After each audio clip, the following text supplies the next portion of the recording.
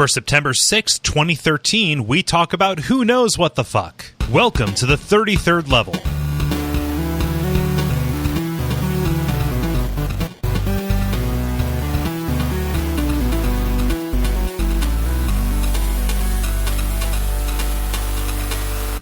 My name is Cole Ross. I'm Dennis Furia. I'm David Maismith. I'm Ben Merkel. And you are listening to The Level, a podcast for people who love video games. We just finished a rousing discussion of astrophysics and things like that, and now we're ready to talk about video games. What do we conclude in that conversation? Nothing, but it was better than the previous conversation about race. So, just a little peek behind the curtain here in this very special making of. Holy I learned shit! some new words from Ben. What is this? That's supposed to be a picture. Yeah, no, I think that you. Good luck. You just posted like. Okay, the internet. You posted all of the internet. It appears to be if somebody tried to encode a JPEG in hex. Because we just set a world record for derailment. I think so. It works. It works. So there's some O's and some R's, so it can't be hex. Yeah. David, Stop using your smarts. you're the worst. No, you're not the worst. You off the island. You can't see it, but I'm just pointing very sternly in the opposite direction and not saying anything. The opposite direction of the internet. Wherever you are. So, all those things aside, we're here to talk about some video games. At least I am. I don't know about you guys. So why don't we get to it? Mm-hmm. The brief. It's time for the brief, where we talk about things that are happening in this world vis-a-vis video games. Does anybody have one they want to volunteer? Mine are both minor and also two of them, so I don't want to go first. Nothing really rose to the surface for me. I've just been Googling Neil deGrasse Tyson images. So. Yeah. Yeah. So for some reason, I've been reading the post your favorite meme thread in Something Awful, and I'm getting like acquainted with a side of the internet that I've never, that have broken off from, for a while. And apparently Neil deGrasse Tyson memes are a thing. Apparently there's a line drawing of him that is very popular in these things called rage comics, which are universally ugly. And it's him making like a defensive gesture and saying, "Look out, guys, we have a badass over here." And it's that one's pretty seen funny. Those things before? I've seen rage comics. I was never able to attach a name to them. I like that. I like that image you just posted. I think my favorite meme is probably like a sir. Oh, is that like is it the Renaissance painter guy? Instead of like a boss. That one's good too. It's like a boss, but with a top hat and a monocle. Yeah, let me. So while you're digging up a meme, do you want me to just do my story? Yeah. Okay. So we might as well just start from the beginning. This has been all over the place. Yeah, no. This ship has left the station, the dock. The airport. Sure. This boat has left the airport. Nothing lands this boat. Not even me. No. Okay. So I've got two. The first one, I posted about this on the Facebook group, but I feel like it bears mentioning on the show. There are some people putting together something that is called Asylum Jam. You can find details about it at asylumjam.tumblr.com. I really think this is a cool idea. So their goal is to, over the course of 48 hours towards the beginning of October, have people make scary games that don't rely on negative stereotypes about mental health issues. So, yeah, I remember you posting that. Yeah. So, and I like a bunch of games that rely on this, but it's something that's just a little bit gross about the genre in that it, portrays mental hospitals and nurses. And, you just look at Silent Hill, right? Straight jackets and, in a negative light. Oftentimes, psychopaths, quote unquote, are the people who are coming after you. And it's kind of like a stigmatizing force. Not going to stop me from playing survival horror games. I'm not that PC, but I think just people coming out and saying, "Hey, maybe we can make a game that doesn't rely on these things." That's pretty cool, and it should be lauded. So their site has some examples of like games that, in general, avoid those kind of things, or those stereotypes. So like Slender, the 8 pages, Among the Sleep, just in any number of them, right? So that's pretty cool, and I would recommend people take a look at that. I think that's a really cool idea. I don't know.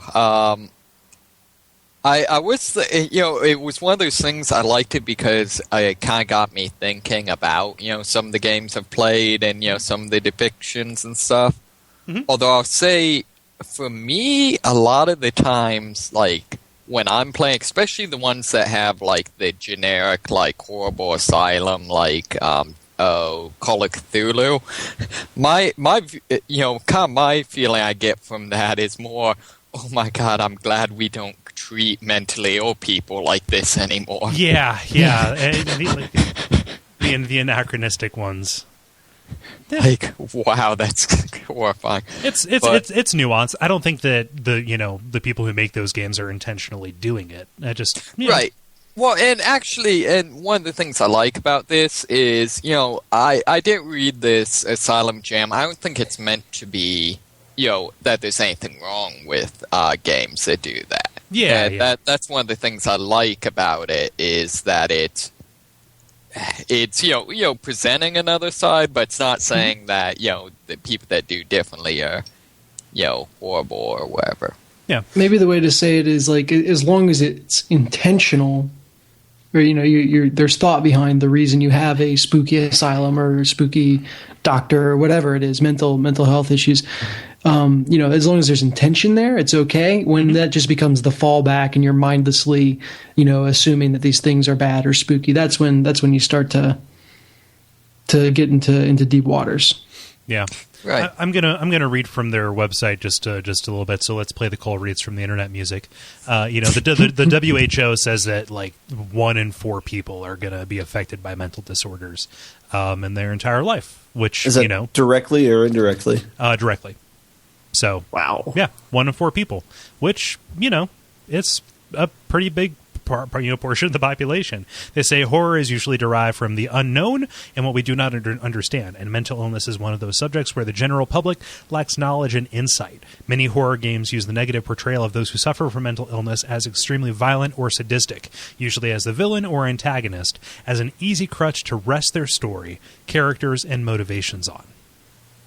So, one of the reasons they're doing this is because there's a game coming out called Outlast, which I was excited about. During I'm actually E3. Really excited about. Yeah, that. I'm excited about it too. It's it looks scary. Nothing will stop me from playing a survival horror game when it comes out. Oh man, A Machine for Pigs next week, dudes. And by next week, I mean the sequel to this week, and by that I mean this week, A Machine for Pigs. I'm so sorry for stealing that joke. I lifted that joke wholesale from Video Games Hot Topic, but I'm joining the crusade. Excellent. So, yep, it's food for thought. Be mindful of those things. Can I do my other one just while you guys are scrambling through joystick or whatever you do? Oh, I remember what mine was. Yeah, that was actually mine. So you already stole it from me, you horrible person. Oh, okay. Yeah, no, that's a good excuse. Yeah, you're on a roll. Story. Make it, take it, so you get to do another. Oh, how about you, Dennis? Say a thing. No, I just said you're on a roll. Make it, take it. Make it, take it. Oh, okay, cool. The other thing, and this is only tangentially related to video games, but it is a video game. So my favorite band, everybody can feel free to tune out now because I'm going to talk about a band, Okkervil River. They probably never heard of them before. they probably not. They're not that. I mean, they're popular, but not that popular. They released their new album today. It's the Silver Gymnasium. It's kind of like a concept album about the lead singer's hometown, circa 1986 through 1989. And as a companion piece to this, on their website, that's okkervilriver.com or the silvergymnasium.com. Either of those will take you there. They put out a flash-based point-and-click adventure game It has 8-bit graphics. It's like circa that era, because I didn't know this until I played the game, but the lead singer grew up playing Maniac Mansion and King's Quest and all those things. Like, awesome. So you're kind of going through this stuff, this fiction that kind of complements the album while listening to 8-bit versions of songs from the album. So... this is something that maybe like 4 people are going to care about, but I tweeted about it and like a bunch of people like asked me like, hey, here, can you give me some recommendations? And they seem to like it. So I want to say like, go check that out. If it gets you into it, sweet. If not, hey, I don't like it when people recommend bands either, but this is, one of those cool instances where there's this cross media promotion thing that really works and is thematically appropriate. Yeah. Nice. Check it out. So I got a thing, and I got a divergent comment. Okay. Divergent comment is you said 25% of the people would be affected with a mental disease, right? Mm-hmm. Mental disorder. Yeah. That means, on average, that means one of us will be affected with a mental disorder. I've been very open about my issues, Ben. Yeah. One of us actually is affected by mental disorder. Yeah, so... All right. I was going to say, let's make predictions, but I guess we don't even need to do that. Thanks for taking the hit, Cole. That's fine. Yeah, no, don't worry, guys. I got this one. Yeah. All right. And then my weekly GTA 5 update. Yeah. It's just that they confirmed a midnight release. So that's just a small little ditty. But so you can get it on Monday, 2 weeks minus a day from now. Or when you hear this, 2 weeks minus 4 days from now. Huge game receives midnight release. News at 11. Oh, wait. At 11:59 or 12:01, whenever they release it. Yeah. So not earth-shattering news, but yeah, whatever. So will you have it beaten by the time we do the podcast? Dude, I secretly dreamt how cool would it be to try and 100% this game first and get the GTA key to the city like they sent out for GTA 4. But I don't think I got the Constitution in me. Yeah, that's got to require chops. There are people who are like analyzing gameplay footage in order to see like, okay, there's a collectible, there's a collectible, there's a collectible. Yeah. That's for a different class of, well, humans generous, let's say mutant. Yeah. Ben, you don't seem like the poop sock type to me. Poop sock? What is poop sock? I almost want to tell you to Google it. But yeah. That doesn't seem like a good idea, man. So to save people from needing to Google poop sock and have that on their NSA permanent record forever, the notion of poop socking sprung up around MMOs. The idea being that you are so engrossed in the game and you cannot separate yourself from your computer long enough to go take a dump that you instead just poop right into your sock and then, I guess, fling it at the wall and watch it slide down. I'm not exactly sure what you do with the sock or how that is preferable to like. At that point, it doesn't matter. You've already sock ... profit. No, okay. So here's what I don't understand: why a sock? Most people have a garbage can or a waste paper basket in their rooms. Yeah, but people don't think ahead. They start the game way too much. Well, it's just logistics. Like I think about taking my sock off. It's a trivial amount of effort, but it's still time. And just if you have any notion of planning, you can just pull it over. Have it next to you. That and pooping into a garbage can while you're playing a game wouldn't require your hands, whereas pooping directly into a sock would require you to remove your hands from your control implements of choice and hold the sock tight up against your exit aperture. Your happy hole. Oh, that's gross, Ben. I don't know. Your sad hole. Then. Yeah, your sad. Your shame vortex. You would be holding your sock. Craperture. Yeah. Oh, your craperture.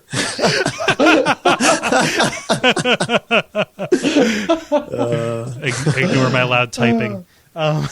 So everyone listening who is tuned out at this point, no one has made it to this point in the episode. I swear we get to video games at some point. After you get past the crapature. Can I bring us? Good God! Can I say something about Grand Theft Auto 5 that I thought was kind of cool? Sure. So Laszlo, one of the producers of the game, who I will always identify as being the guy who was like one of the first tech podcasts, and also the DJ from Grand Theft Auto 3, like one of them anyway, on the talk station. Yeah, like that guy came out and like revealed that for some of the passersby, they actually got actual gang members to provide the incidental passerby. Dialogue kind of interesting for authenticity, which I think that's cool. Whatever. Yeah, that's kind of cool. I wonder. I hope they can release which lines were, or maybe it'll be obvious or whatever. But that can be interesting to see. Yeah. So for me, like the scary thing about Grand Theft Auto 4 is like with Grand Theft Auto 3, when you played it, and if you 100%ed it, like some people have, you kind of like see everything the game has to offer, right? So you hear all the different sound bites, and you kind of like explore all the maps, so you get a good lay of the land or whatever. With Grand Theft Auto 4, it's like it's scary that you never see the end of that game. Like, so the conversations that people have on their phones or when they walk by, like you don't get a repetitive nature with that, It's. I mean, surely it has to end. Yeah, sure. I mean, there has to be a finite.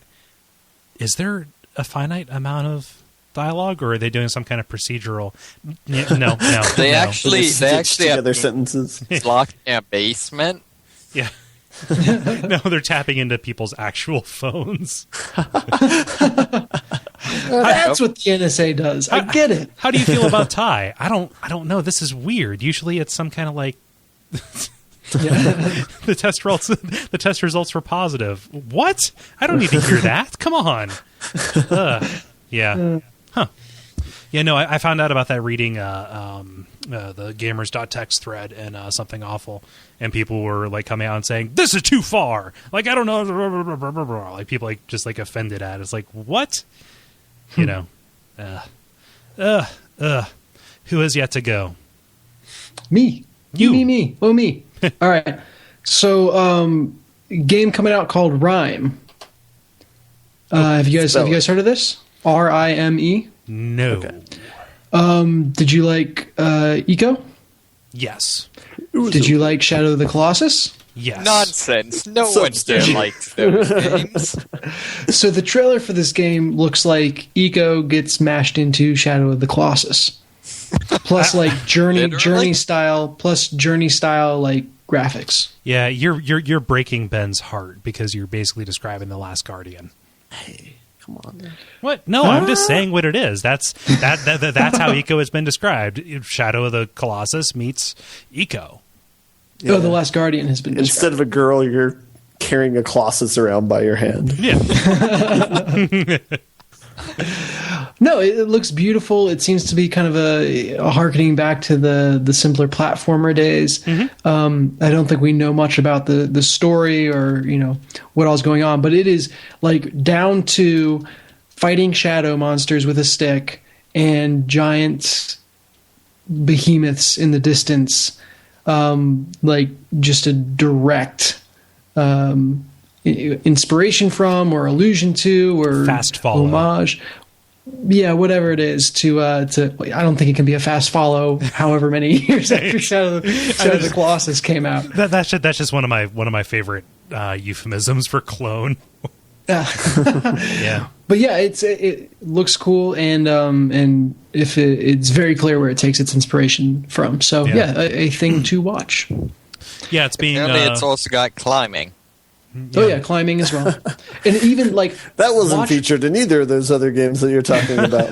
Watch the trailer. First off, the opening shot on the beach is straight out of Eco, and I'll send him with that. And then where he's crossing the bridge, that whole scene is straight out of Shadow of the Colossus. Like it's not even a subtle reference. But I mean, it's a beautiful game. Like I said, journey style graphics, and I can't wait to see where it goes. They have some that is some sexy shaders happening on there. It looks kind of like Wind Waker. Yeah, no, it's got. I'm trying to decide if it has like a pastel or watercolor look. I haven't seen it in motion, but it's both vibrant and a little bit like washed out. Yeah, it's too defined for watercolor. No, I mean, it almost looks like it's got a little bit of the cell shading thing going on, but yeah, it looks painted over. Good God, that's gorgeous. Mm-hmm. Huh. Nice. I'm happy to know about this thing. Thank you, Dennis. Yeah. Like I said, a thing to watch. Huh. Cool. And David, you're copping out and saying that I took yours. So do we want to do the grind? Yep. Okay. all about the cop-out. The grind. It's time for the grind, where we talk about the games that we have been playing over the past so-and-so amount of time. David, I want to ask you to go because it's been a minute. Sure. I actually have two fairly big ones. I beat Max Payne 2. Okay. Which I would highly recommend. It basically takes the gameplay from Max Payne and makes it much better. Just in general, they make your character is a lot more durable. A lot more difficult to kill. And bullet time's a whole lot more effective. And so you're saying that this character could in fact take more pain than what Max Payne could take in the original Max Payne. How much? Max Payner. How much pain? Max Payne. I just got that, you guys. Yeah, no, cousin to Max Power, which is Homer's pseudonym that he picked up from a hair dryer. Yeah, no, I like referencing B tier Simpsons episodes. It kind of, it's a power play. Sure. Just For the hardcores out there. Yeah, for even more references, in the game, the healing items are called painkillers. Huh, that seems counterintuitive. I mean, it's spelled different, don't worry. All right. Where we point out all the obvious double entendres in Max Payne. I like the way you said that. Close one. Yeah. Good thing they got the spelling right on that one. Yeah, just the most sarcastic relief. Like, whoo. Dude, fix your attitude. Well, I don't know. I mean, when over the course of, the game takes like one night, and I've apparently over the course of that downed 30 bottles of prescription pain pills. So, really, in the long run, I think the name might be accurate. Touche. The storylines, or the gameplay is much better. It's much easier, which I suppose some people would say is maybe unfortunate. Those people are wrong. Yeah. But there's people wrong. Yeah, overall, it just ends up being more fun. The games to a large degree, large parts of them are kind of these revenge, rampage narratives, and those just don't work that well if your character can't just take people out. Right. The other thing is the storyline's actually much better. I don't know. I mean, giving any details would kind of give it away, I guess. But there's a female interest in it, right? Yeah. It's a female interest, and basically the basic plot is she's a criminal, you're a cop, but you're both sort of going after the same person. So it's kind of you trying to protect her from the police while at the same time, work with her to, take out the real bad guys, kind of thing. But the other cool thing is it's a lot of fun seeing all the features that would eventually become part of Alan Wake. Including, so most of the gangsters are mole men, so light is the weapon. And also, you ally with Aerosmith, so music becomes the weapon. Nice reference, dude. Yeah. Well, like now. one of the big ones, one of the most obvious ones, other than just the random voiceovers, is do you remember? Oh, what is it? Is it like Dark Falls or whatever from? Oh yeah, that's like a Remedy. That's a Remedy mainstay. The fake show within a show. Yeah. So that's huge in this one. Basically, they have a show called like Address Unknown that is sort of, I guess it's supposed to be a parody of Twin Peaks. Yeah. And it's which in turn had its own parody of soap operas in it. Oh, so I think it's just interior parodies all the way down. So Yeah, was Charlie Kaufman a writer of the script, or? But it's kind of cool because, it's set up where, throughout the levels, the episodes that'll, just be appearing on the TVs and the levels mimic what's going on in the storyline. Mm-hmm. Yeah. And like, sorry. You were midpoint. I'm sorry. I was going to. No, and just and so it does a really good job of, in particular, using those to kind of set up the arc of the story and sort of foreshadow things. Yeah. So, are you just on a grand tour of the Max Payne series now? I think so. What is it? One of the Steam competitors had on sale. Maybe they still do. All three. Oh, okay. And David was making I giant really wanted air to quotes. play. Say again. And David was making giant air quotes for Steam competitors. Yeah. Oh yeah. And I really wanted to play the third one, but a lot of people recommended playing the first two before that. The one thing I have seen so far that in the third one I've just started that I don't like is I guess this is sort of a spoiler, but very beginning of Max Payne, his family gets taken out, and that's kind of like, the genesis for him being like a brooding hero for all the rest of it. Yeah. And at the end of 2, he kind of, finds solace and, sort of, that sort of thing. And then they pretty much just ignore that for 3, and he's back to just being, like, mopey. He's like a straight-up degenerate alcoholic in 3, right? Yeah, he's big time alcoholic. That's actually one thing that kind of disappointed me so far in 3, particularly at the beginning, is like the first several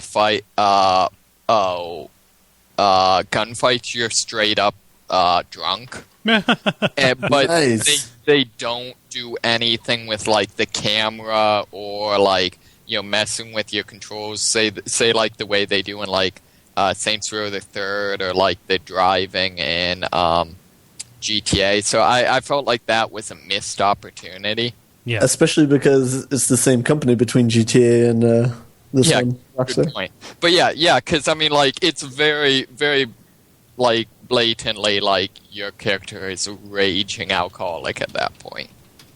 Huh. So, the other thing I've actually been playing is I've finally gone around to playing Portal 2. What? Good on you for playing it now. Bad on you for not playing it until now. Yeah. No, I'm not mad. I'm just disappointed. I just think less of you now. Yeah. I'm currently at like chapter 8 out of 10. Oh, so you're well into the third act then. Yeah. I'm past retro. Aperture? Yeah. Whatever, and just starting to really get into the new one. Yeah. Keep in mind, I haven't played it. Yeah. Yes, please. Okay, sorry. He's like, well, then I have nothing else to say about it. But no, I've really, really enjoyed it. I feel like, on top of having a great story. I feel like there's kind of a lot of meta things I really like in terms of kind of how the game is set up. I feel like not only are the puzzles very good, but they do a very good job of, they'll introduce a puzzle element, play with it a little bit, and then leave it behind before it becomes annoying. Yeah. In particular, one of the things I felt they overused in the first game that they don't overuse in this game is the turrets. Right. Okay. They're there, they're a thing, but like I felt like in the first game it was a lot of things where it's like, hey, let's do this puzzle, but there's also turrets shooting at you. Whereas in this case, the turrets are only there when they're actually a part of the puzzle. Mm-hmm. Although I will say two things that did kind of frustrate me. It does kind of get annoying that anytime you want to do anything, there's a puzzle. What do you mean? Like, puzzles are integrated into everything. Well, I guess more it's just like you flip on a light switch, puzzle to do it. right, exactly. Like you can't open doors, and stuff, and so it's just annoying that it's like anytime it's like, oh, okay, I'm going to go into this, like new chamber, or whatever. There's going to be like just some little mini puzzle to how you actually portal your way into the chamber. Yeah. Mm-hmm. I think let's just say the pause menu is a bitch. Yeah. I think part of it's probably just me that I'm playing it for the story, not for the puzzles. So maybe someone that actually likes puzzle games would kind of appreciate that more. I also I didn't like the liquid puzzles. Oh really? Oh. Well, what I didn't like about them was the fact that they tended to be slow. Like it took a long time to figure them out, or? Well, more in terms of like, all the other puzzles, you pretty much just you set up the once you found the solution, you set it up, you're done. Whereas I felt like I spent a lot of time with these, like, setting up to get it to spray where I wanted it to spray, or, spray here so that then I can set up to, spray somewhere. I don't know. I felt like it was more just the mechanics of having to wait for the actual spraying to happen. Yeah. On the other hand, I felt like the parts where you had to set up kind of the sequences, those were really cool. Yeah. So so far I'm really really enjoying it. I'm still want to know why you can't open freaking doors. You have to have them open for you. You have to make them open. Apparently, it's a subtle but distinct difference. Yeah. That is why I am royal and you are servile. Wait, so Dennis, why haven't you played this game yet? I think I started to, and then I couldn't steal it from you easily enough, so I haven't finished it. You couldn't ply him with alcohol? He just kept on drinking. He never got drunk. I don't understand. I don't think he's human, guys. He just kept pouring it into his front pocket. what? Yeah. Yeah, no, Portal 2. I've been meaning to go back and replay that. If I have a general excuse, busyness, too many games to play, to replay a game, etc., etc. But yeah, it's so good. It's a good one. Yeah. I'm kind of the one thing I'm kind of wondering is apparently there's been some whatever that in episode 3 / Half-Life 3 they were going to kind of merge the Portal arc or whatever. Yeah, yeah. They and, And I kind of wondered how they're going to, kind of rectify the, serious Half-Life universe with the jokey Portal universe. Well, they pretty much obliterated that possibility by having Portal 2 take place 10,000 years in the future. That, and also, like, you see, like, textual and also just kind of like are just artifacts that show that the whatever it is, the Borealis that you see at the end of episode 2, just never became a thing. Like you just like you see parts of the Borealis spread throughout the place. You see like a buoy for the ship, and that it's already left. I don't know. I just said for some reason I remember concluding that like, oh, they did the time skip to show that nothing came of that. But I didn't think the time skip was that dramatic. I thought it was only like 100 years. It was pretty big, from what I remember. Maybe not 10,000, but Half-Life 3 confirmed, guys. This conversation, this is Valve's way of saying Half-Life 3 is going to come out this year, actually. Maybe holiday 2013. Heard it here first. my theory was the way they were going to rectify the Half-Life universe and the jokey Portal universe is Half-Life 3 ever being released was the joke. Oh, okay. It's like an Andy Kaufman thing. Yeah. I trusted Maybe it you. was like that ship had sailed. It's not going to come out. Sorry. We realized we can make more money by releasing Dota. Left 5 Dead. Yeah, Left for Dota. Oh, man. Now I want to go play Portal 2. Damn you, David. Aha! My work here is done. I flee. Who wants to go next? I don't really have anything, so Okay. I'll say I did.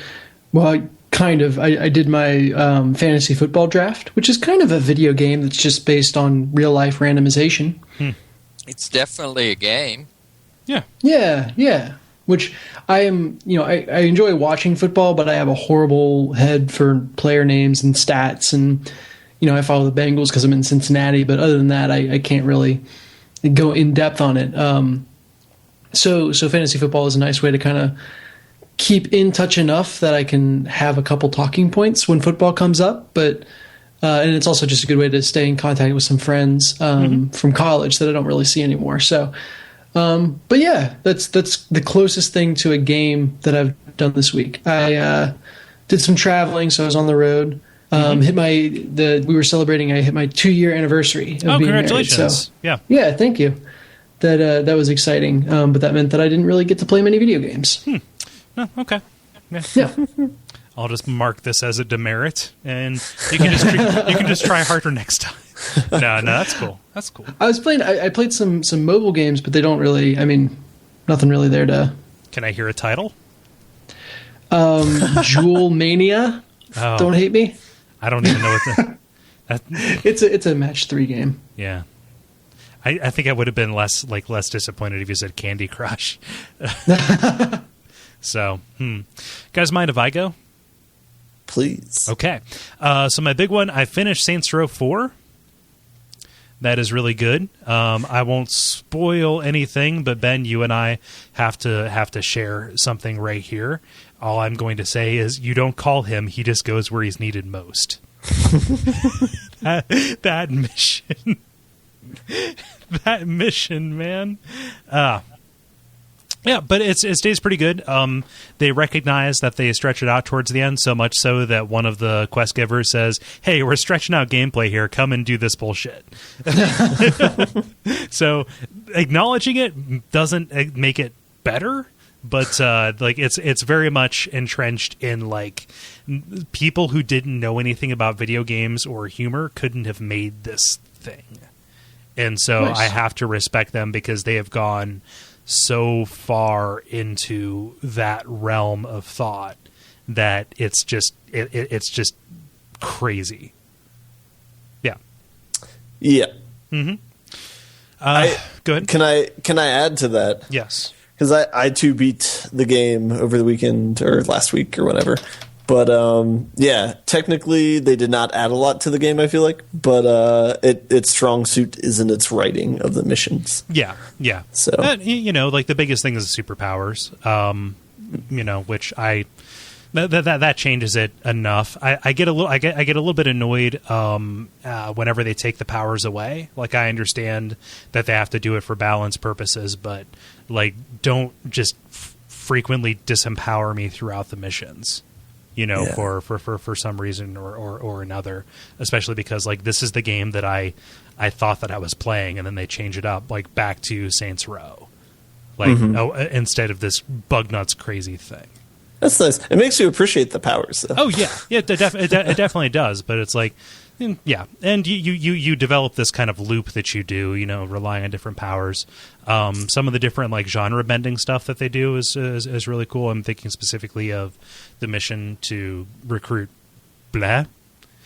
It's so hard because I can't like. Yeah, there's a character named Blah. A character named Blah. You gave it away, dude. He's a stupid vampire. Oh man. But yeah, the loyalty missions are cool. I love the romance options. Which, I'm a Kinsey man, I'm not gonna lie. Just so you just walk up, like taking one to the jaw. Just every time I walk up to her, you just press square, and then the dialogue. This isn't spoilers. It's just funny. Dialogue option is your character walks up and says, "Hey Kinsey, want to fuck?" And then she punches you in the face and says, "Let's go," and then fade to black. It's like what? Yeah. Yeah, it's just such a good parody of Mass Effect. It really is. Yeah. It's like just a Mass Effect parody? What? I don't know. It's quite funny to see them make fun of other games. Yeah. It's definitely a kid in the back of the class sort of game. Mm-hmm. Definitely, and we knew that they were going to be good at this from Saints Row the Third, but the use of licensed music. There's one moment towards the end in one of the climactic missions where they pump in a particular track. Yeah. You know what I'm talking about, right? I know what you're talking about. The music was fine, but for some reason I wasn't as into the '90s choices that they had. I guess. I was never in a car enough to listen to the radio. Okay. Yeah. Their dubstep channel was pretty solid. The dubstep gun is pretty solid. I wasn't going to give it away, but yeah, that's awesome. No, it's part of the marketing that there's a dubstep gun. Yeah, they had a special edition that had a replica of the dubstep gun. So yeah, if we can divulge this detail, there's a dubstep gun, and it fires along with the beat of the dubstep. So like a what, just fires out what at people. It shoots exploding wubs. and not only does it make nearby civilians dance, but also it makes cars pop on their hydraulics, and it makes their lights flash. Their lights flash. Also, the street lights blink on and off to the beat. Yeah, it's awesome. Like I don't know. I take such umbrage to anybody who's like, "There's a dildo in that game." But it's like so far beyond that. I don't know. I think that like that aspect of it gets overblown, and but no, it's just like I'm trying to like evangelize for it at work, and it's like I don't know. I don't. It's like it's not my type. It's everybody's type of humor. Like it's I don't know. It's just really, really good. I'm happy that I got it. On the balance, I don't know if I like it better than 3 or not. But just on its merits, you have to appreciate devotion to devotion to a joke, which they have in spades. Yeah, I would say if you have not played the third one, this would be a perfect entry point. But yeah, I don't think there's enough added to this game in comparison to the third one to warrant it being a separate title. Yeah. I feel like it totally makes sense that they originally started this out as a add-on because it definitely feels like that more so. Yeah. So. Yep. Yeah. So, I mean, I recommend it. But I don't know, like maybe play 3 first. You don't have to go back to 1 or 2, although there are a bunch of callbacks and references and like crucial plot elements that are that involve the first and second ones. But I don't. Yeah, it seems more so in this game than in the third one that they reference previous games. Yeah, which just kind of like reads to me as them just thanking people if they stuck around. Okay. Yeah. In addition to that, I beat Plants vs. Zombies. That is an old ass game, so I'm not going to talk too much about it. It's really good. There's not an awful lot to say. Who won, the plants or the zombies? I believe the plants in my game, but okay, cool. I don't know if I had my war resources up high enough to get the best ending. Yeah. Your plant defense rating. Yeah. Mother Nature preparedness rating. I started playing Plants vs. Zombies 2. There's a little bit of there's controversy around it because it is like a free-to-play kind of thing. I'm only in the first world, and I've not gotten to a point where they're starting to charge for stuff. Some of the, like, if you are going to buy things, it's really, really, like, pricey, actually. It's like $5 for a new plant, like, to unlock it. And I guess you're going to be able to, like... so it's more expensive than an actual plant. Yeah. Kind of.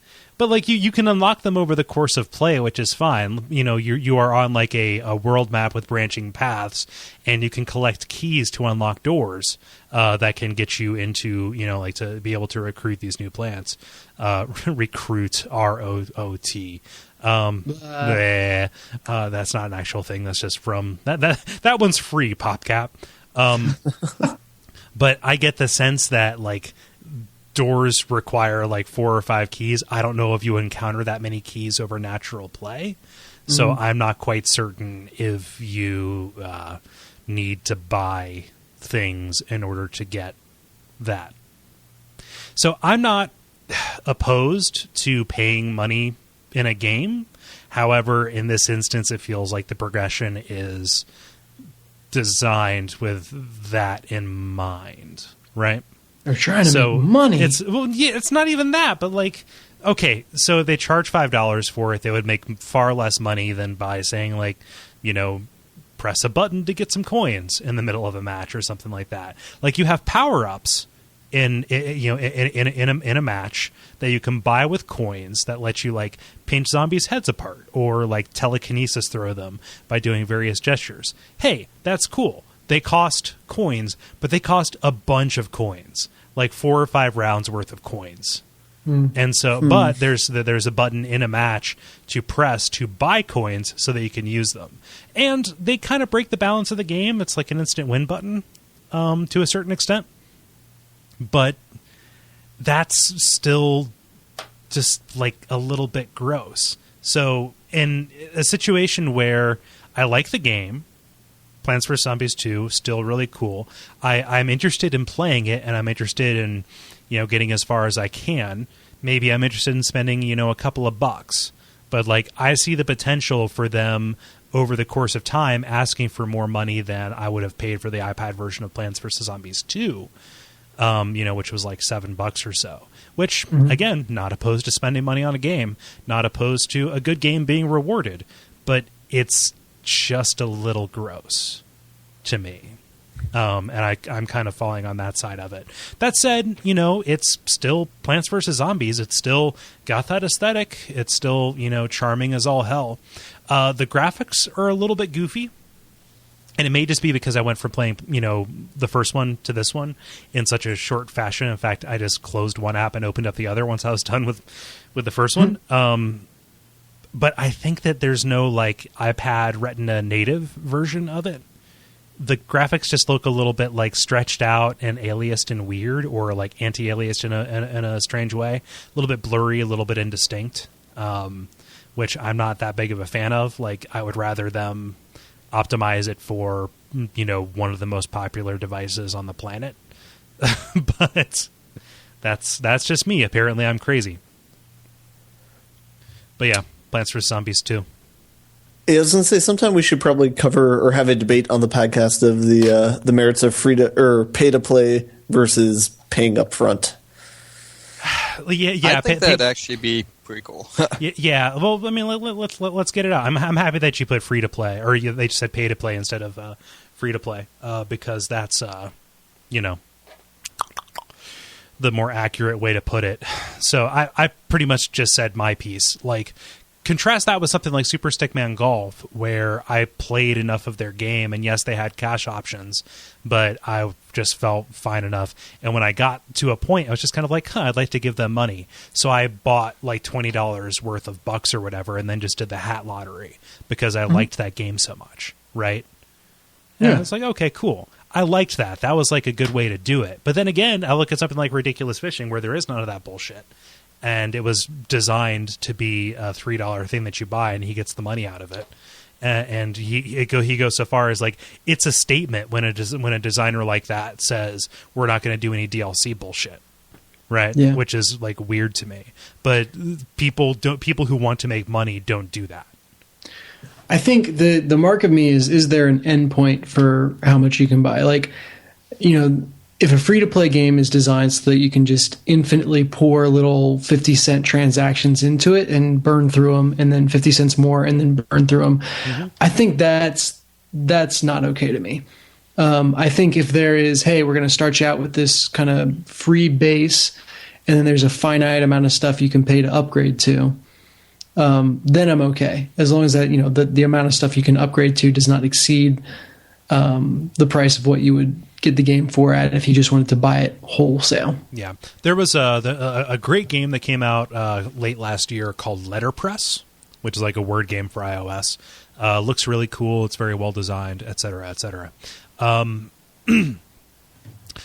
It was free, and it's like a multiplayer kind of game. You were able to have one game going at a time, and for $1, you unlocked the ability to change the color scheme and also play as many games at once as you wanted. Which, cool, awesome. Like, if you like this game, give this guy, a marginal amount of money, and you will be able to get more functionality of it. That's good, but yeah. But you're right. Like in total, what are you paying? Which, again, the calculus wouldn't work out. Like, if all things being equal, a developer, if they were assured to get equal money both ways, they would probably want to charge you up front. Because then just kind of like you buy it, and no matter if you like it or not, they already have your money. So what? Yeah. Whereas with this, it's giving up the immediate reward for what they know on the whole, like 5 or 1% of their players are going to make up for the other 95 to 99%. Yeah.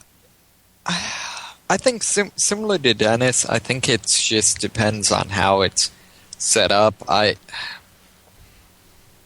don't know. I think the big problem with pay to play is that no one has set down, particularly in MMOs, which is where it affects me the most. No one has sat down and looked at how can we do this well. I mean, they're arriving at it. They're arriving at least at the way that makes them the most money. Maybe not the way that makes the most. Maybe not the way that makes the most sense for the players or makes the best experience, but... See, but I tend to think those... if you want to make the most money, they're the same thing. If you can make a lot of money by screwing over the players, but you can't make the most money by screwing over the players. And I feel like... I feel like, what... I guess what I would kind of say is like what World of Warcraft did for MMOs is basically sat down and said, how can we take the MMO, the MMO setup and make it, as good as possible. And I feel like no one's done that for free to play. And it's just gone down. Sat down and looked at, how can we make free-to-play that works, but that doesn't suck. Right. I think a separate issue, though, is that we kind of is DLC. What I personally think DLC needs to die, and we need to get back to expansion packs. I mean, they're functionally the same thing. Like the only people doing expansion packs now are Blizzard. See, I think the difference was that expansion packs were generally actually had value, whereas a lot of DLC is crap. Like okay, so are you referring to like mission packs? Because like on the whole, and again, this is like okay, so this is self-selecting. I only buy DLC that I figure will be worthwhile. On the whole, the DLC that I've bought has always been worth it. Well, I think the thing for me, the problem I have with a lot of DLC is, particularly story DLC, is because they're not the thing that makes expansions work is they're large enough and they're relatively limited enough that you can assume that your player base will generally buy them. So, if you look at, like, the Blizzard games, almost everyone who owns StarCraft also owns Brood War. Well, yeah, because that's what made StarCraft. And I feel like the what that allows is that allows you to, one, have the storyline actually be canon and actually matter, and it allows you to, in a multiplayer context, not have to worry about splitting up your player base. And I feel like it just resolves a lot of the issues. That is why DLC is, as a whole, not a good thing right now. Well, can you tell me like a piece of DLC that you felt burned by? Which I'm sorry, actually, the air conditioner just kicked on. Can you say that again? Can you? Stalling for time, I see. No. I'm just curious about where this is coming from. Can you tell me a piece of DLC that you felt particularly burned by? I would say some of the worst. A lot of the DLCs for example, the Assassin's Creed games would add missions, but since almost no one bought them and the story was basically over, none of the missions actually had any real story content. Whereas, say like Brotherhood was effectively an expansion pack and therefore was able to have story content. I would say the map packs for Call of Duty, one were so small as to basically be ripoffs, and two, only a very small percentage of the community actually bought them, so they just, it was almost a thing where there was no reason to buy the map packs because there weren't enough people to play them even if you had them. I don't know. I think about Point Lookout, or I think about Lara the Shadow Broker or something like that. It's just weird to look at all of DLC. It would just be and it's a little bit crazy because everything has DLC. Like, just you're paying money. See, but I feel like right? Some of the things though is the examples you're giving are the ones that are almost expansion packs. Kind of, but okay. So there's a line somewhere between Horse Armor and Mothership Zeta that. Yeah, and I guess I'm saying the closer you get to expansion pack, I think the better it is. I guess, but I don't know. Mothership Zeta is the Fallout expansion, correct? Yeah. All right. So it's the one with the aliens. Mothership Zeta. Yes. Guess where it takes place. Yeah. I don't know. Ben, you prompted the question, and I would like to hear your thought on it. Oh, I don't have an opinion on it. I was just asking. Some men just want to watch the world burn. Okay. Yeah. I mean, the thing I was going to say is I think it's harder to achieve artistic goals and downloadable content. Or I think it's harder to achieve long-term story arcs or dramatic changes in the storyline with downloadable content because of the scope of it.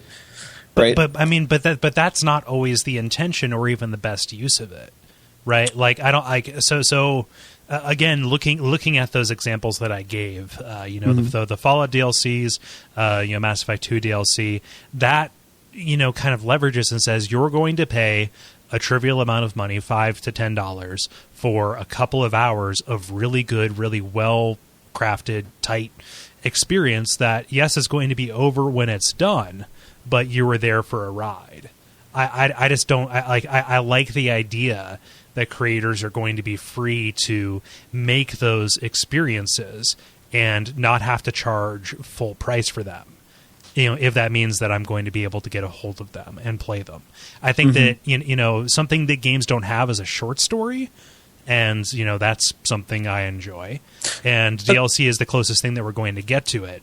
And I can't see making, saying like, oh, this needs to be canon, or, oh, this needs to have huge implications for the broader story as being a universal good. Okay, here, I guess this is where the rubber meets the road then. If they put the game first and the price is set like, okay, well, this is how much we need to set the price in order to pay for developing this storyline, I'm okay with that. If they put the price first and say, okay, how can we get the most amount of money out of our customers from this game, I'm not okay with that. Oh yeah, like universally, but I don't know how often the calculus fits in there. And look at EA, which sells cheat codes or sold cheat codes early on in the Xbox Live thing, where you pay $2 and you get unlimited strokes and life. They gave you all the strokes possible. It was a really bad deal. Your insurance rates go up. No, in Tiger Woods. It's like, yeah, that is cynical and gross and weird. But just kind of the notion of how are we going to provide long-term, for lack of a better word, content or sustainability or interest in this. And, I think that in general, the model of let's put out a game that is a fully contained experience, and then over the course of the year after this comes out, leading up to a Game of the Year edition, let's make these little bespoke experiences, since we already have the engine. Which means like you're getting new content in this thing that you ostensibly really like every couple of months, as opposed to waiting for a new 18 to 24 month development cycle. So yeah, if it is a cynical ploy to get as much money as possible, as you're saying, or as I am putting words in your mouth to say, yeah, that is shitty. However, again, like just casting the whole thing as a negative, I don't know. So I would say it's usually a negative. Here, for example, the Red Dead Redemption downloadable content where it turned everything into zombies. Yeah. That was awesome. Undead Nightmare, yeah. That was awesome because it changed like every element of the game. Like horses turned into zombie horses, people turned into zombie people. Maybe it wasn't that. Cactuses original. turned into zombie cactuses. Only when they died from not enough water. Yeah. But no, I mean, I felt like that was a really good game, and it had like a pretty sizable story to go along with it. Like you actually had a campaign mission to go along for several hours. And then okay, so that aside, then here's an example of downloadable content. LA Noire released downloadable content where it was just like a single mission, like an isolated mission.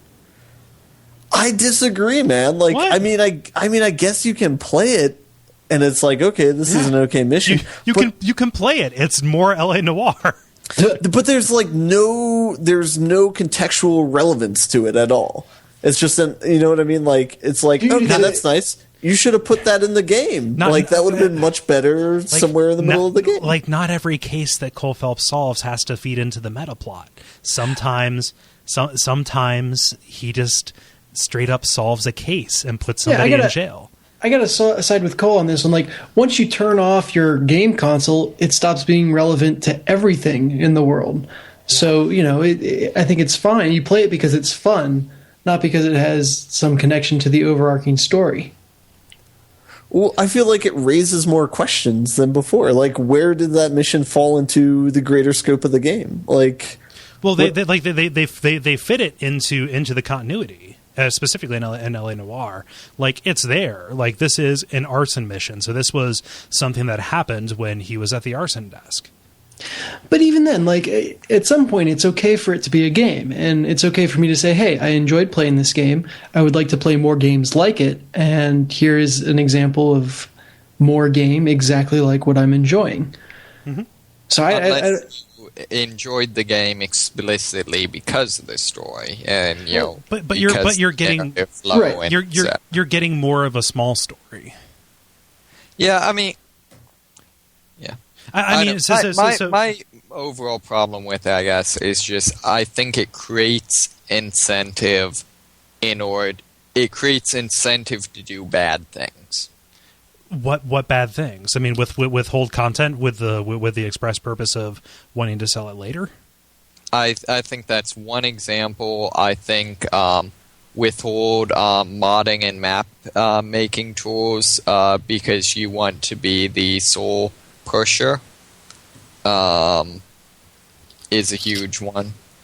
But there are plenty of examples where it actually does something really good, and this is the other side of it. I think we've gone from free to play to this discussion, but look at something like Dark Souls, or I believe this might be the case with Dishonored as well, where DLC is a way to save content that otherwise would have been cut because of budgetary or time constraints. Which is, specifically in Dark Souls with the Artorias of the Abyss stuff, they're like, they're getting up there, and they say they're getting towards the release date, and they're like, okay, we have this whole section of stuff that we just can't finish before this game needs to go out, and their option was either put it in half-assed, leave it out entirely, or release it as DLC.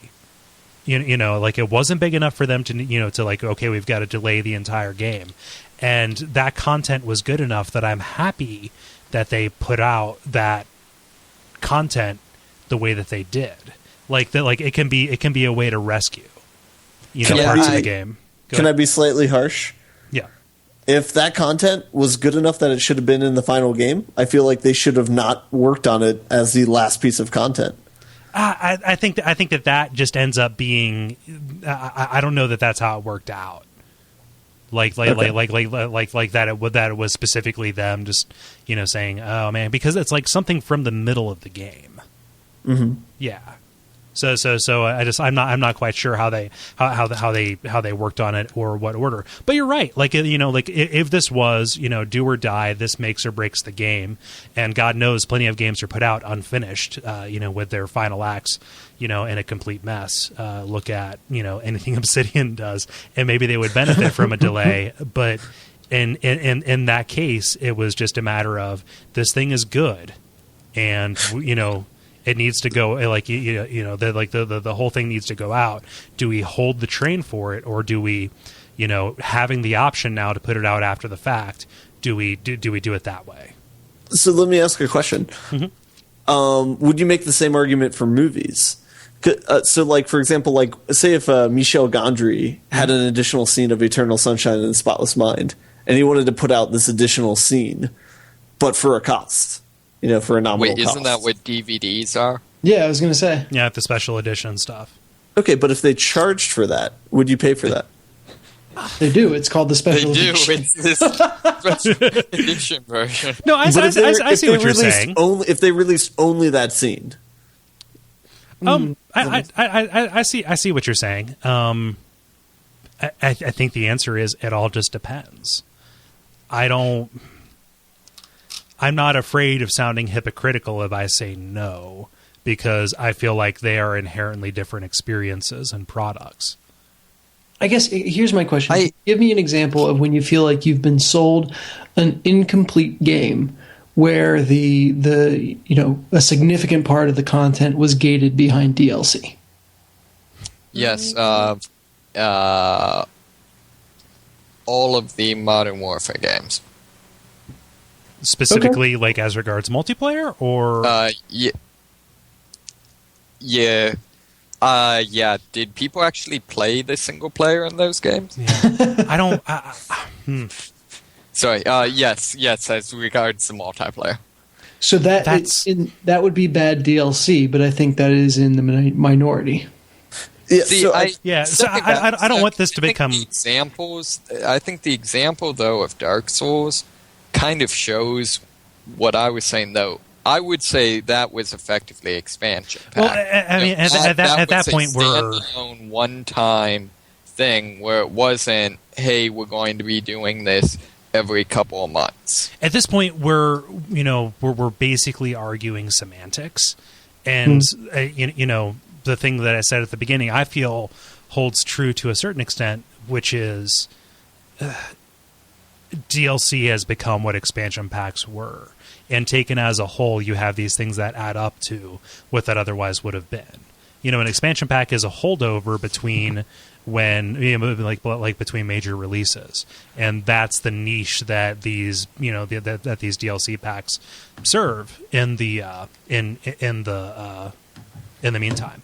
And if you look at something like, Brood Wars, your example of Call of Duty feeling like there was a certain amount of content that was hidden behind this gate or whatever. I'm positive that that a bunch of the stuff that was in Brood Wars was actually part of the original design for StarCraft. And granted, a bunch of it was added later to make it more of a competitive thing. That was an explicit goal of that of that expansion pack. But what that was a way for them to take that and put it out and bide the time and extend the life of the product. The same thing goes for Call of Duty, where they're trying to extend the life of the product, saying we're going to dole out a certain number of maps above the plenty that we've offered in the actual thing, in the actual box copy of the game until the next game comes out, as a way to keep people coming back, as opposed to blowing their wad all at the front. And I would say, I think the issues I have with Call of Duty in particular are, one, the fact that it's not just a release, it's we're going to release like 5 map packs. 2, the fact that they had always previously, and it's always been the standard and things like this, to release a map editor, and they did not. Yeah. And 3rd, just that they were horrible values. Well, they were like $15 for like 3 maps. Yeah, and that enters into it, the whole pricing thing. But how many hours is the average person getting out of those maps? I mean, remember, Team Fortress was released with 2-3 maps, something like that. Like it was released with Well and 2 Fort, and that was about it. Well, and I guess the other thing would be, and in Team Fortress, if I liked a map, I could play on it. What do you mean you could play on it? With taking away server selection, there were only a small subset of the Call of Duty maps I liked. Mm-hmm. So, but I might only get to play one of them once every 5 games. So even if I end up liking the one of the expansion or whatever, one of the DLC maps, I couldn't necessarily play on it. Yeah, I think that gets into a bigger issue, which is that those games are not designed as PC games anymore. Those are designed as console games, and this is No Country for Old PC dudes. Go home, David. I'm not even saying that. There's something that's lost. What I'm saying is, I mean, I would agree. What I'm basically saying is, I think the console approach to game business, I think, is bad for gaming. I don't necessarily.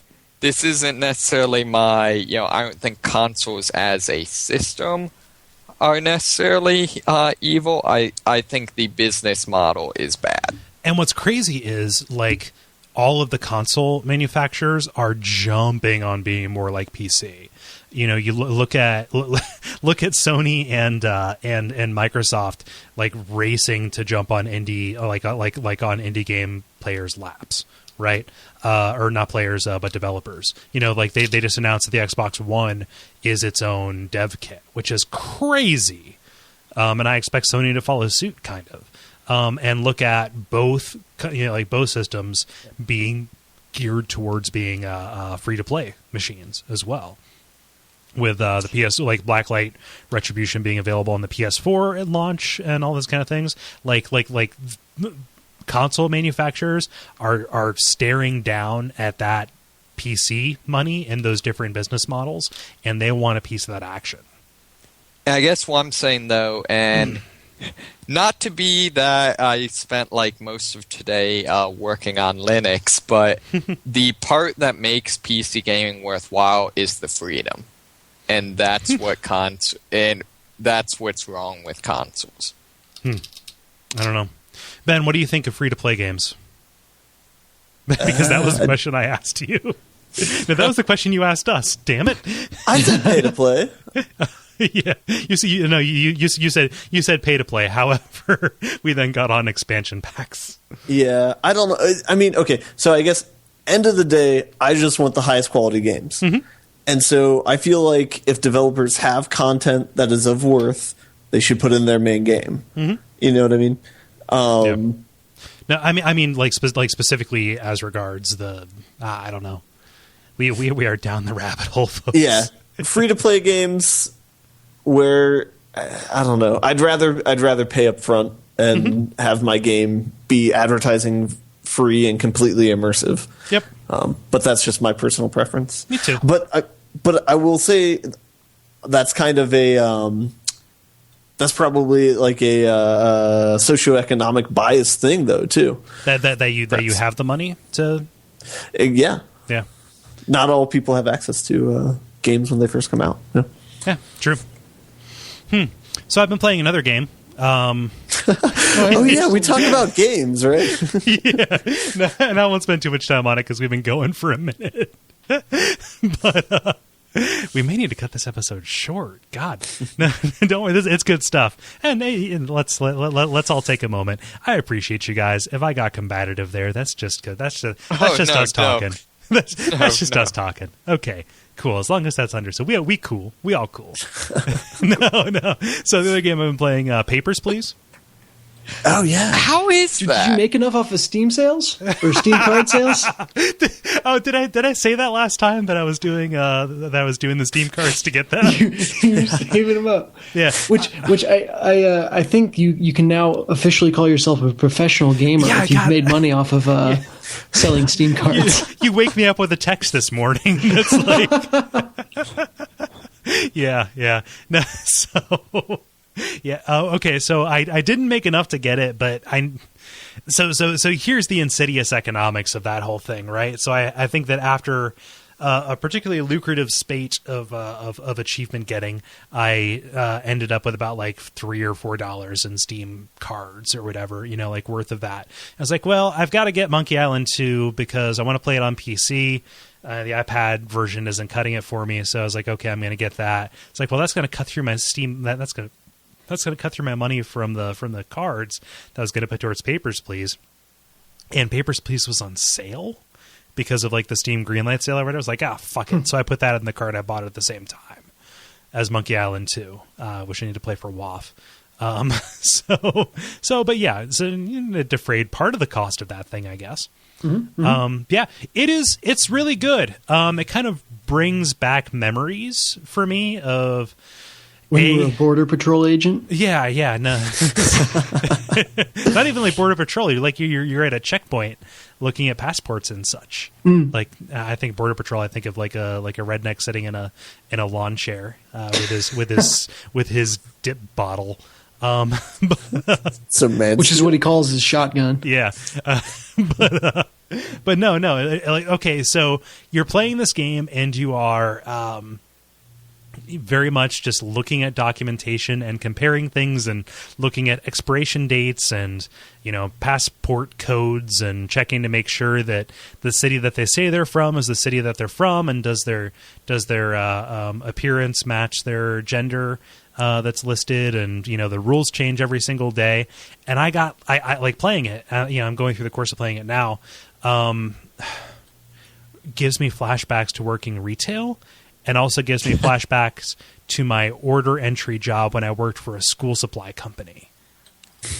In that it's very much comparing documents in order to make sure that there are no discrepancies. So I'm sitting there, and you get into a rhythm. And, it's kind of like, okay, here it is. And it's almost like a miniature Phoenix Wright kind of thing, where it's like, ha-ha, this digit is wrong. And like, oh, there must have been a printing error. Please let me through to see my sick son. Nope, decline. Objection. Yeah, like, I got you. Wait. So basically what you're saying is you paid... Not only did you pay money, you did all of this, Steam... card shenanigans to earn money in order to work a minimum wage job. Less than minimum wage. My family's barely surviving, David. I just lost my mother-in-law to sickness. I can't afford heat. It's communist Russia. Well, actually, it's Artsotska or whatever it is. But it's, I picture everybody talking like Roman. Like Roman from The Great Outdoors. What is it? Cousin Roman from... Nico, my passport. Yes. Yeah. No, and it's got all these like moral quandaries. Like it's a dark fucking game. Like on the this isn't really spoilers. There are like terrorist attacks on the border, and like that cuts off the day, and you don't earn money for for when you're not passing people through. So it's kind of like, oh, my son can't eat today. Fuck, because that stupid terrorist, and like. You're searching people. Like they give you an option to run like scans and do searches and things, but you're only searching people from a particular country. And when you prompt a search, it says, yes, random search. It's not random. It's because you're from this country. It's it's the grossest thing, and it presents you with all these moral. Okay, say the game. So when I was young. At my dad's house, he had an SNES game called Vegas Games. All right, and it was you had various casino games, et cetera, and I would play that not to gamble, but because every once in a while when you were at a table, somebody would come up and say, "Oh man, I lost my room key. Can you blah blah blah? Can you help me look for it?" And there was like a random chance that they would either give you money for saying yes or like pickpocket you. And it was all these different situations. Except with this, it's like somebody coming up and passing by and saying, "Oh, glory to Arstotzka," and then leaving you a note that says, "This guy is chasing after me because I'm a victim of human trafficking. He's going to kill me. Keep him out at all costs." And if you don't keep him out, you see in the newspaper where a dancer was killed. It is That's super nuts. dark and bleak. Like this is like political cart life. Yeah. But it's good. You get into this rhythm. Like you lose yourself in the minutia of this. And, I find myself playing a role. So like right now, like my first 2 games ended in me running out of money. Like I said, like Pop's not going to make it through the night. Right. The mere fact that you call it that. So like my tack is so there are 20 different endings that you can get. The first ending is just you run out of money and you're shipped to a gulag and your family is detained. Even though you work for the government. Yeah. Like wow. You get there are penalties for delinquency, and if you let somebody through when they shouldn't have gone through, like their name didn't match, or you didn't fingerprint them, or you broke one of the various arbitrary rules that are put in place each day, then you're docked, and if you go into the negative, you lose essentially. Yeah, so that's one of the endings. So right now, I'm just playing through as like lawful neutral, which is I don't care what your story is. If your paperwork doesn't match, I'm declining you. So that person who's like begging for their life, or, like if my action could reunite a family, I'm not going to do it because that puts my family at risk. And it does this weird thing of putting you into the mindset of a cog in this horrible machine where everybody, including you, is being ground down to dust. And there is no room for any kind of sympathy or leniency because whatever's happening to them, something equally as bad is happening to you. Right? And it's presented so effectively, and the loop is so tight on it. So you're there for a regular working shift, and I believe it takes place over the course of 8 days or whatever. There are certain events that always happen on particular days, and you're going through and you're just trying to get faster and more efficient because throughput is what's there. And when somebody's like name doesn't match, you get exasperated because at all the time that you spend like running strip searches on them. Oh, did I mention like you can see like boobies and wieners when you strip search them? Oh, good. Yeah, you can see you can turn that off if you want. Like to see like if they have any contraband or whatever. It's like every moment that I am searching you because you fucked up means that like my kid probably won't eat tonight. Yeah. It's super effective. I mean, I feel like a lot of podcasts have been talking about it, but I would like to throw my vote in for this being kind of like one of those awesome, effective, maybe even like persuasive indie games. Again, kind of like along the lines of like Cart Life. Do you feel like the game tries to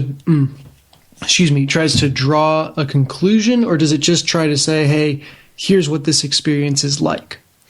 You know what? I don't feel like it's heavy-handed at all. Like, yeah, maybe it's a little bit maudlin in that they're talking about, these heavy things, but like, if you have, like a passing knowledge of like Eastern Europe or whatever, like when they bring up like human trafficking or like people being coerced into sex work, you realize like, oh yeah, like that's an actual thing. So I feel like that they're just presenting life in a way that is created and shaped by this weird fucked up system. I feel like that's where games are at their strongest, is when they're not, and not that games can not that games can never do this, but I feel like games are at their strongest where they don't necessarily try to present a conclusion or a worldview, but simply say, hey, here is an experience in the purest form that I can recreate it. I mean, it's like, I don't know, just a comparison to another game I played recently. It's like Gone Home, where all of the emotion that you get is from doing a thing yourself and experiencing it yourself. So it does, like, in Gone Home, it doesn't, it's portraying a narrative, but just by the act of doing this personal archaeology on this environment, you are, putting together this own thing in your head. Just with this, it makes you feel by doing, which is, the minutia of like shuffling the papers around on the desk and like looking the people down and then, listening to them and hearing their stories. By making you go through that, it's letting it's not leading you to the water. You're finding your way to the water yourself. Yeah, empathy versus sympathy. Yeah. Like, it's empathetic game design. Make them feel by doing, right? Nice. Yeah. It's really good. I would recommend it very highly. I love that the list of games like that is growing ever longer. Yeah. Well, I mean, like, what was that one that you mentioned about like coming out or whatever? Limb. Yeah, Limb. Or what is it, Dysphoria or something. Like those are kind of on the fringe. And not just because they deal with LGBT issues or whatever, but like those are flash games, those are small. These are big releases. Papers, Please got a huge amount of press. Gone Home. I mean, God, we did a whole episode on it. So obviously it must be huge. Like so it's not that the list is getting bigger; it's that they're gaining higher prominence. Yeah. Well, I think that one thing that's interesting too is like a lot of these games could have been made like in the 80s, but they weren't. So I think it's just cool to see so much more depth. Yeah. I also think part of it's probably just storylines. It's not just technology that advances; it's also storytelling. Whereas I feel like now they're able to take these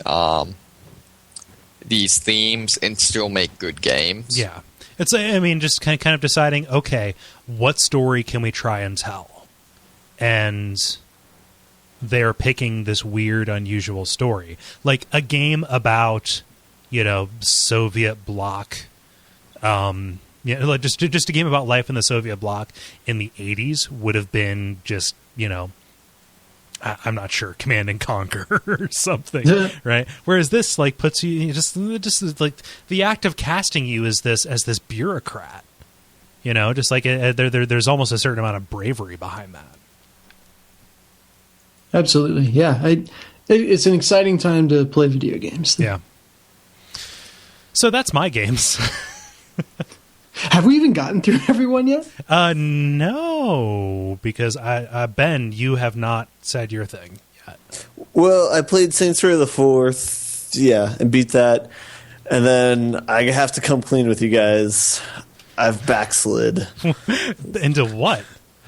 I picked up Civ Rev over the weekend and started playing that again. Okay. So that's the thing in my life now.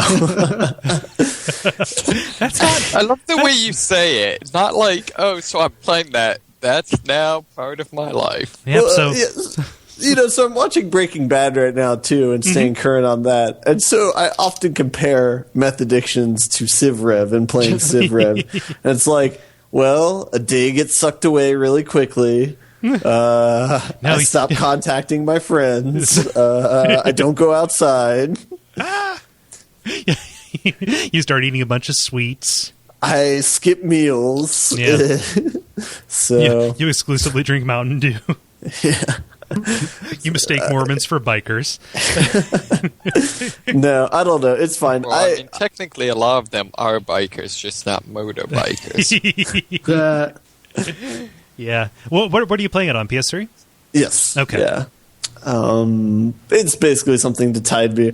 It's only temporary, guys. I swear I can quit whenever I want. Yeah. Well, you can quit when Grand Theft Auto 5 comes out. I know exactly what you're doing. Yeah. and then when you beat Grand Theft Auto 5 before Batman Year 1 comes out, you're gonna I'm not excited about that one. It's not Rocksteady. Glad that Civ Rev doesn't have DLC. I guess not. Yeah, man, we're making this full circle. What were you say? No, I don't know what I was going to say. I think I just felt like talking. I love talking. I love hearing my voice. It took me a few games to ramp back up to deity level, but I beat it on Americans on deity. I'm going through Spanish on deity right now. So I think my goal will be to try and beat it on deity with as many victories as I can for each culture. I don't know if I'll make it to like the Mongols or anything, but are you like following the trophies to figure out like what's next, or are you? No, I'm not doing any trophies. I'm just basically picking a culture and then trying to beat it all 4 ways with that culture, which basically means get to the end, save it, and then beat it one way, load it, beat it another way, and do that for all 4 ones. Okay, yeah. No, so I've never played it on the console. I've only ever played it first on DS and then on iPhone/iPad. And is it Civ Rev or is it like a legit Civ? Yeah, it's the same game. It's all the same systems behind it. It's just different graphics. Okay. Yeah. So, yep, it is definitely Civ Rev. Man, that's such a good game. It is. Yeah. Don't ever play it though. Not even Save once. yourself, children. Civ Rev, not even once. I'm just trying to imagine how no. Yeah, how would Ben act in a Scared Straight program? You don't even know. Civ Rev, just scratching everything. Yeah, I don't. Instead of having spiders crawling all over your skin, you have Gandhis crawling all over you. Just laughing his horrible non-verbal chant. I don't know. So we've been going for a good long while. I know we had a multiplayer decked up.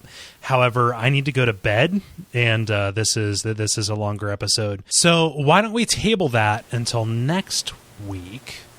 And give our viewers a whole week to ask us questions. Yes. So it's a free play. Check out the Facebook or go to Duckfeed.tv/contact and pick the level. Send us your questions that you would like us to talk about. We just got really diverted, and hopefully you enjoyed it. We got more diverted than usual. So do we have a quorum? That is okay. A quorum? Okay. That's fine. A quorum. Quorum. Yeah. Oh, isn't that fake meat stuff? I don't know. Sure. Yeah. So do we have a fake meat stuff to say that we're going to table that tonight? Man, I had steak and sauteed onions tonight. It was delicious. A good dinner, you guys. But that is beside the point. I guess it's all my way of asking Ben, is okay if we button it up? Please. The credit. Wait, do you direct that question to me every week specifically? Always. This entire time? You haven't figured it out? I did not know that. Yeah. I'm sorry. That's why the episodes without you never end. we just go until the hard drive fills up. They just carry over until the next week when I'm there. Yeah, pretty much. That's why we're so tired and cranky. Leave the mics on, boys. It's going to be a long week. Boil me some Mountain Dew. As a side note, just to show I'm not entirely crazy. Fake meat. Never a good way to start a sentence or a thought. No, but fake meat. There's a few things that you, like when you try and convince your friends of, it's always just works against you. One of them is like trying to convince your friends that you're not crazy. Yeah, not crazy. Yeah, no. You just sent us a link. I'll put it in the show notes to Quorn, Quorn, which appears to be some kind of petri dish grown meat. Also a heavy metal tribute band. New metal, you mean? New metal. Yeah, that. Oh, man. So, okay. A freak on a leash greedily gobbling down corn. Just what? Just like furtively just... Oh, man. So what about a leak on a leash? Are we doing word association now? No, I think you're thinking of live. Yeah. Okay. Anyway, this has been a weird episode, you guys. I don't even know. But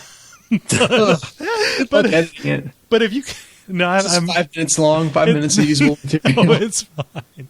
I marketed it. It's going to be a long one. It's going to, hopefully everybody likes it. But if you like it, and if you can tolerate more of this, go to Duckfeed.tv/thelevel. There you can find episodes of the show, et cetera, and on down the line. The usual like on Facebook. Let's see here. Rate, subscribe, and review on iTunes. We always appreciate when that happens. That helps us get up in the charts, helps more people find us, and our particular off-brand sense of quirky humor. It's a fractured view on the gaming world. From fractured minds. Oh God, the Gandhis are all over me. Title. No. The actual title is Craperture. Yeah, I was going to say, how could it not be Craperture? As a minor programming note, because I don't know where else to say it, Those Damn Ross Kids is not going away. We're just on a bit of a hiatus right now, as we're sorting some stuff out. It will be coming back shortly. I'm just not sure when. But there are other shows on the network. There's the new show Pilot Season. I'm on the first 2 episodes. It's real fun. That's going to be on iTunes here shortly, if not already by now. So go check that out. We would really appreciate it. And then, go ahead.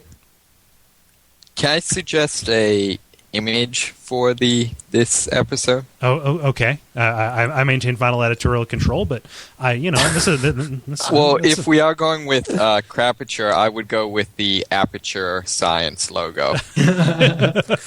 Photoshopped onto Goatsy. Photoshopped to be brown. Oh God, we're the worst. Oh my gosh. Earlier I said you're the worst, David, but we're the worst. All of us. Yeah, we did it. As a team, we are worse together. We did it. Go to Duckfeed.tv/tipjar for all of your Amazon purchasing, buying needs. That definitely helps us out. It helps us, cover the hosting costs of the show. This, just the network costs a lot of money to run, every month, and that helps defray that and make it so that we can stay afloat. So do you want to know a dirty little secret? Go ahead. I used that link while we were recording. Ooh, yeah. No, you'll be able to get, if you get a list of what has been bought recently, you'll be able to guess which is mine. Okay. I always feel I feel like I need to disclose. I do see what is bought. I do see it. No names or anything are attached. You people live fascinating lives. I'm serious. Like you have varied interest and hobbies. It's neat. So don't feel weirded out. Don't be self-conscious because plenty of people use it. And I can't pin it down to any single one person. I just feel that in the interest of disclosing, I do have that information. I don't do anything weird with it aside from marvel at it and think you people live awesome lives. Is that fair? Is that creepy? No, I like that. Okay. So it's like a benevolent kind of dictatorship. Yeah, it's just like I every morning I get up and I like in between taking a shower and getting my coffee, I sit down and I check the previous day's reports and I see that stuff and I get a little glimpse of somebody else's life besides mine, where other things are purchased besides fancy notebooks and beer. So not by me. Wait, can you buy beer on Amazon? No, I'm just talking in general. Ah, dang it. So let's land this plane, you guys. If you're a Twitter sort of folk, my name has been Cole Ross, and you can find me at Cole Ross on Twitter, KoleRoss. I'm Dennis Fury. You can find me at DFuria. I'm David Moneysmith. I'm at MoneySmith777. I actually tweeted something for one. Oh, no! wow. Hey. What? Let's see here. So, do you mind if we do a ceremonial reading? Sure. Wait a minute. Dubstep is what happens when you make Tetris angry. Commentary from the NAV Olympics. Also, the other one, I went to my undergraduate, the same place I'm doing my graduate studies. However, the bathrooms next to the library and the engineering labs and all that stuff. Yeah. They switched the location, which one's men's and which one's women.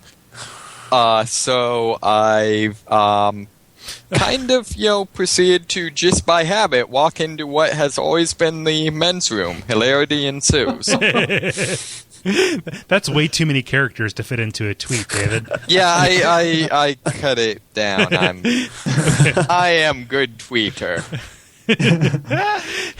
David Ham make concise tweets. Ben, how about you? What's your tweet? I am at Merkelizer on Twitter as well. Okay. Where else can you tweet? Why do we say at Twitter? Tradition. Okay, so I say at. So okay. By the time it gets to you guys, the context is there that we're talking about Twitter, right? So you don't need to say on Twitter. You can just say, I am Merkel. I'm Ben Merkel. I am Merkel. Fear me. I will overtake this planet. Yes, you can say, I am Merkel, and then kick over a skyscraper.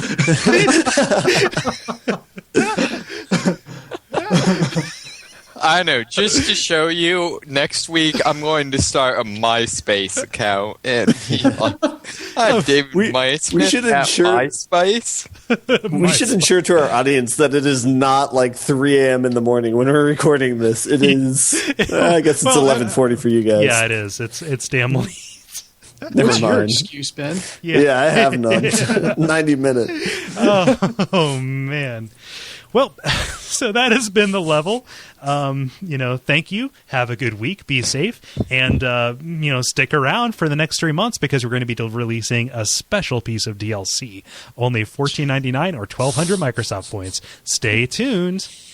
Also, the DLC is going to be the middle portion of this episode. There's going to be a time skip, so we'll fill out the details. Welcome to The Level, a podcast not actually that much about video games. Well, all of it was about video games, David. All of it. A podcast about something. Get the DLC to find out what. Yeah.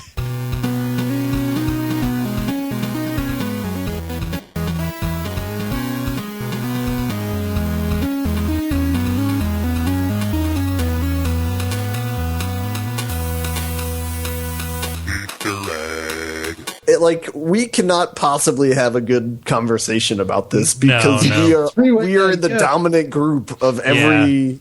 No, we rule. Like we're white males. We're like the world is our oyster. We can walk into anybody's house and take whatever we want. We need and as we know, Dennis in fact does. There we go. That's post roll.